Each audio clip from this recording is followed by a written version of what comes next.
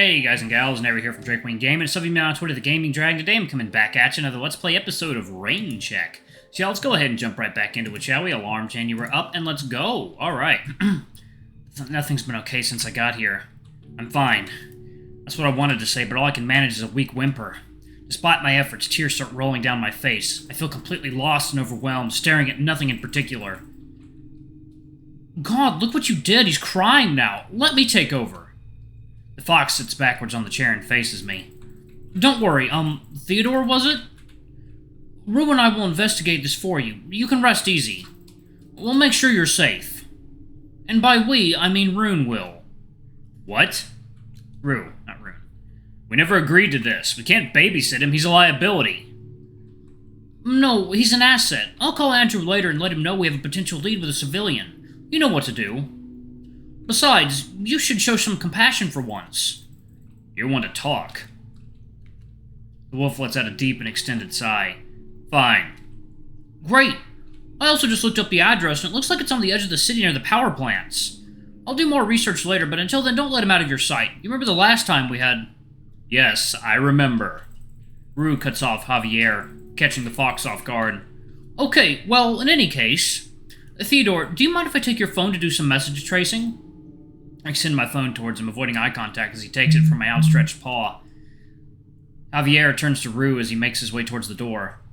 I need to do extra preparations for tomorrow, but I'll be back later tonight and return his phone after I do some digging. Okay. The door slams shut just as quickly as it was opened, leaving the two of us alone once more. I finally manage to compose myself as Rhou stands nearby, but exhaustion washes over me. So, what happens now? Rhou glances away and peers out the window. I don't think he knows what to say either. I lay back on Rhu's bed and stare up at the blank white ceiling. I wish I could just disappear. Hey, I'm sorry. I know you're not thrilled about babysitting me. It's not that. Normally we deal with smaller investigations, and we've been dealing with bigger and bigger cases these past few months. This isn't some divorce case where we just look up files. I don't want you to get involved in something potentially dangerous, but there's a lot of factors I'm not sure about. I'll pretend like nothing ever happened. I'll stay in my room and lock myself in the bathroom if I have to. We don't know the exact threat behind that message, so it's best you stay with us for the time being. I know. Do you guys mean what you said? What? Am I really going to be fine? Yeah, we'll make sure nothing happens to you. I'll be sure to talk with Javier later tonight on how to proceed with tomorrow. Hearing that puts me at ease. I rest my eyes. You have nothing to worry about. I used to be a bodyguard, but even though I had to quit, my eyes grow heavy and I struggle to focus on his voice. His words melt together into a deep, calming murmur as I zone out. Second, Neil. Water time? Or coffee time? Yeah, girl. Okay.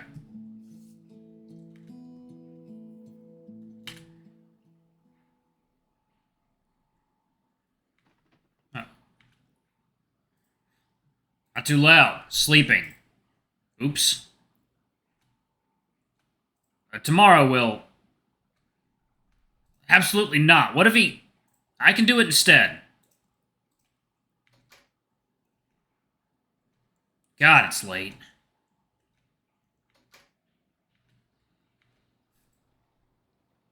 It's dark. Where am I? I move my paws and feel a thin sheet covering me. Did I fall asleep in Rhu's room? I slowly sit up on the bed, my body feeling stiff. I instinctively search my body for my phone, intending to check the time before recalling that I gave it to Javier. I shift my focus to the room, giving my eyes time to adjust to the lack of light. No one seems to be here. Rhou? My voice is meek and groggy. There's no reply. Curious, I nearly stumble out of bed and check the bathroom. But he's not here, but he's not there either. Where did he go? I return to the bedroom and decide to open the curtains. I can't see much besides the rain-drenched window, which obscures the cold glow of the ambient city lights glistening down below. What time is it? Walking over to the light switch, I flip it on, revealing an unaltered room just as it was when I arrived earlier. Spotting the TV remote on the countertop, I pick it up and turn on the large flat-screen TV mounted in front of the bed. The TV turns on to a welcome screen for the hotel with a time boldly written in the corner. 11:45 p.m. Have I really been asleep for so long? Just then, I hear a mechanical click followed by the sound of the door handle turning. I can't make it out at first, but then I recognize the shape of their bodies as they make their way in. It's Rhou. Hey. He spots me next to the TV and approaches me with a surprised look on his face. There's a brown bag in his paw that he extends out to me. How long have you been up? Not long at all. I just woke up and wanted to check the time. Right. Here, if you're hungry. He sets the bag on top of the counter, water dripping from it as he does so. Thanks. Don't mention it. Oh, damn. He suddenly takes off his shirt, the fabric sticking to him as he does. I wasn't expecting that. I knew he was toned, but damn. God, I need a shower. This is what I get for leaving my jacket here. He chucks the white shirt into the bathroom. Your phone's over there, by the way. Let me get it for you. He points to a small black plastic container on top of the desk next to his laptop. I watch as he enters a code on the front of the container, opens the lid, and hands my phone back to me. We couldn't find out anything from the messages. Whoever sent those to you knew how to stay hidden. You can ask Javier tomorrow about the details if you want. He stops and looks at me more carefully. Speaking of which, we're going to scout that address tomorrow morning and see how we should proceed from there. Javier and I both agree that this is some kind of trap, so it's best to go early.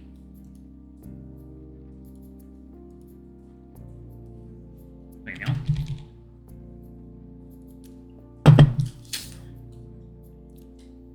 We need you to come along with us too. Me? But I don't know what. Relax. It's better to have you in our sights in case anything goes wrong. We're not planning on doing anything crazy. Okay, I guess that makes sense. One more thing. As you probably know, Cypress is scheduled for a late afternoon appearance tomorrow, so we'll need to get to the convention hall an hour before the scheduled time. Well, why so early? I got that convention pass that lets us in. We need to see how they set up. Meaning we're gonna be going backstage. Okay. Great. Make yourself comfortable. The wolf sighs and shakes his head. I forgot to ask, did you want to head back to your room tonight? As per protocol, I can't force you, but I strongly recommend you stay here for the night. Up to you. I sigh in relief and nod in agreement. No, you're right. I don't feel safe being alone in my room. Alright. Anything you want to get from your room? Not really. Well, I guess my laptop, but that's okay. I'd rather stay here and take things easy for tonight. Fair enough. Food's there if you're hungry. I didn't know what you'd like to eat, so I got you a burger. Hope you like cheeseburger. I'll be right back. He gestures to the bed and then the bag on the counter. Ah. Something wrong? No, just, I'm sorry about earlier. I also fell asleep on your bed. You had a long day. It's understandable. With that, he walks off into the bathroom. I spend the next few minutes gazing across the cityscape with burger in paw. The sound of the roaring water coming from Rhu's shower helps ease my mind as I eat. After several more minutes, I finish my food and decide to take a seat on the fancy sofa by the window, attempting to gather my thoughts for tomorrow. I close my eyes, trying to piece together the meaning of the attack, the text, and the photo. What's this reward? Hey, if you're tired, you can sleep on the bed. I can take the couch. Oh, jeez. God damn. Oof. Is that an uncured salami in your briefs, or are you just happy to see me? Well, God, honestly, that's more like a jockstrap or a thong. Jesus. What? I wasn't expecting him to be practically nude. I thought he'd at least put some clothes on in the bathroom. Feeling flustered, I examine the fancy couch I'm sitting on instead. He wants to sleep on this? I don't think the armrests seem comfortable for Rhou to sleep on. Not with his stature. You're, sleeping like that? I mean, sleeping like this? Sleeping on this? Why did I just blurt that out? Yes, and yes. Does it bother you? I can put on some clothes if you'd like.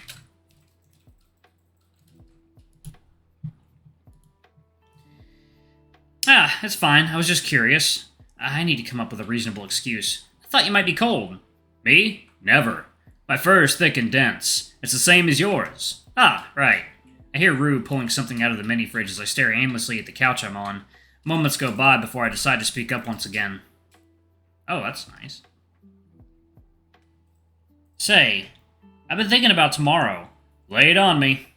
It's nothing specific. I'm just trying to understand what all this could mean. You and me both. It'll be okay. You know I used to be a bodyguard. I vaguely remember him mentioning this earlier. Right. Yeah, it didn't last long, though. Why not? I did my job too well. I may have gotten fired due to excessive force. Oh, wow, what did you do? May or may not have thrown someone into the dumpster. I can't help but grin a bit with how silly that sounds. Point is, you'll be fine. Promise. He looks over to the now empty food bag and gives me a look. Now get up, you're in my spot. You can go clean up in the bathroom. I'm gonna go to sleep. We got a long day tomorrow. Good night. Okay. Good night. As I switch places with Rhou, he passes me the clean towel with his paw. I opt not to take a shower, instead deciding to take off my clothes and freshen up with the towel instead. Hope he doesn't mind. I set my clothes in the bathroom, wearing only my briefs. Stepping back into the room, my eyes adjust to the dark. I can make out the faint silhouette of Rhou laying on the couch, his back facing towards me. He's completely motionless. Is he already asleep? I turn off the bathroom lights and quietly make my way to the bed. I hop in as quietly as possible, trying my best not to wake him up. Hey, one last thing. Did you know you sleep talk? Rhu's deep voice echoes throughout the room. His question catches me off guard. Yeah, I used to as a kid. Oh, no, was I earlier? Yep, you did. What was I saying? Rhou? Okay. I awkwardly settle into bed and the mattress swallows me into its soft embrace. I close my eyes and try to sleep. Day 2. Day of the outbreak. No, I don't know. This is actually a zombie furry game. My eyes jolt open, startled by the sudden thud. Perfect timing. You're awake. I was just about to wake you up. We're heading out in 30 minutes. His voice, though muffled by my grogginess, guides my gaze towards him. Reluctantly, I manage to sit up, my eyelids heavy and vision blurry. The room is dimly lit, making it hard to pick out the details, but a shadowy shape on the bed catches my attention. A briefcase. Morning. What time is it? 5:40. How'd you sleep? I rub my eyes, squinting through the thin gap in the curtains. The lack of sunlight confirms the ungodly hour.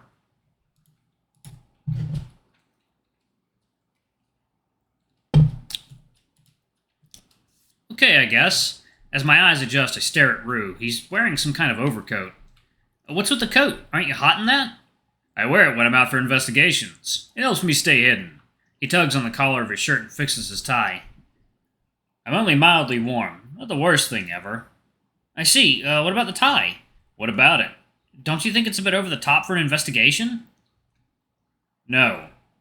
Enough with the questions. Go freshen up and get ready. We'll be leaving shortly. Thoughts from yesterday creep back into my mind, and I remember exactly what we're going to be doing. Tossing the blanket aside, I awkwardly get up, trying to suppress the morning wood that's become apparent now. I try my best to hide it from Rhou, who's already distracted while packing. I merely nod in affirmation as I walk past him and stumble my way to the blindingly bright bathroom. It takes a bit for my eyes to adjust before I can find the sink. I turn on the tap and stare at myself in the mirror. I look like a mess. As I splash cold water on my face, I am reminded of yesterday's events. My wallet, the assault, the cryptic messages, and the embarrassing realization that I passed out here. Everything's going to be okay. Hopefully. I turn off the tap and am about to exit the bathroom when I see Rhou standing outside waiting for me. With a briefcase in one paw and an umbrella in the other, he looks ready to depart. Are we leaving now? He nods. We'd better. Javier is waiting for us downstairs. As I pick up a towel to dry my paws, Rhou speaks up again after a moment of pause. By the way, about yesterday. Oh, and I'm going to pause it right there, y'all. Thank you all so much for watching. Don't forget to like, comment, subscribe, ring that notification bell, and check out our Patreon if you can. It always helps. Before I go, I'm going to give a quick shout out to our lovely bronze tier patrons. Thank you all for all you do for the channel. We greatly appreciate your support. Thank you to our silver tier patron, Cade Silverman. Thank you above and beyond. It's greatly appreciated. Thank you to our gold tier patron, Tresem Guy. You're awesome. We love you. Thank you for subbing to Ultimate Tier. Anyway, if y'all want to get your names in the credits, get access to all of our not safe for more content as little as $5. Alrighty, I love you all, and I'll see you all in the next video. Bye-bye.